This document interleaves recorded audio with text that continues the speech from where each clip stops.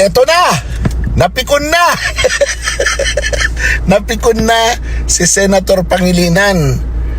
Kasi parang pinagbibintangan siya na siyang may kasalanan. Oy, bago natin pag-usapan yan, shout out sa room 310. Hindi ko alam kung saan room to.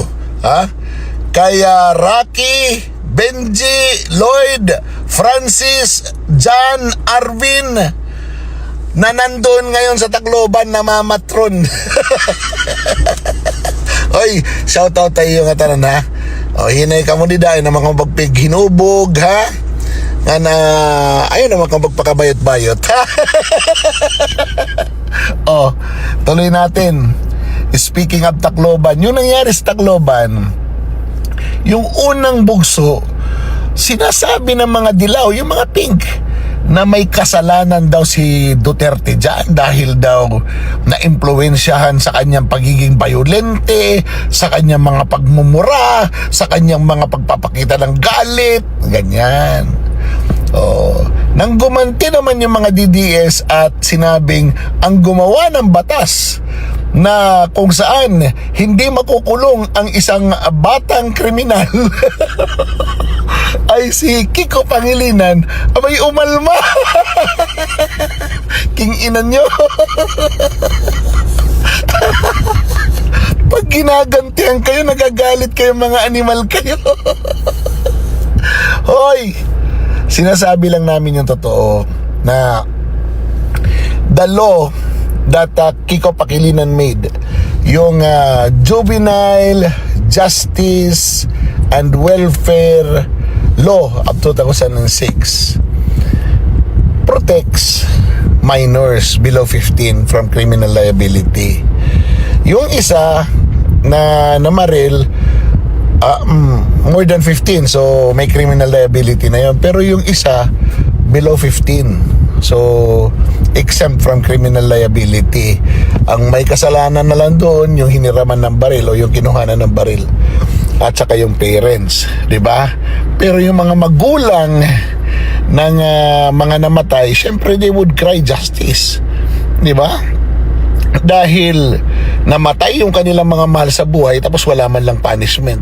Dito nag-react ang mga dilaw at si Kiko Pangilinan. Mga bobo na naman. Mga bobo na naman yung mga DDS. Hala, kayo na lang ang matatalino. Kasi kayo na lang eh. King inan nyo.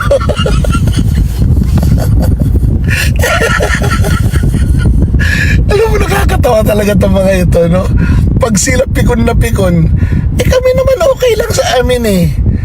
Pero wala talagang correlation yung war on drugs ni Digong sa pagkamatay at sa pamamaril ng mga bata. Malayo.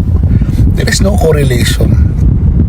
Kasi yun, war on drugs yun. Pero itong batas ni Pangilinan, far from perfecto. Diba? Kasi ngayon na ito na nga, lumalabas ang balibalita na ang pinag-uusapan eh, wala naman tayong criminal liability o, diba? Mapipikon kayo. Wag ganun. Pag kayo, okay lang. Pag binira na kayo, mapipikon kayo. Mga animal. Narinig niyo yung sinabi ni VP, ha? Tulungan natin siya, ha? Tulungan natin siya. Pakinggan natin to. Kanan kaso, kuan, imuntak sa imuha. So, kanil po, dawat-dawat lang yun niya po. Pero, kapalos gani ko. Ayan. Sabi niya, makabalos gani ko. Sa Tagalog, pag makabawi ako. Tulungan natin, ha? Tulungan natin na makabawi si BP sa pantatarantado sa kanya ng administrasyon na ito. Yung administrasyon na ito na nagnakaw ng maraming pera ng api ng mga Pilipino sa pamamagitan ng pagmahal ng ating mga bilihin. Pagtaas ng dolyar. Diba? Yung walang pakialam sa nangyayari sa taong bayan, kung hindi yung politika, yung Duterte, yun na lang ang inasikaso nila. Hintayin natin yung pagkakataon natin na makaganti ang taong bayan sa pamamagitan ni Sara Duterte. Abangan natin yan.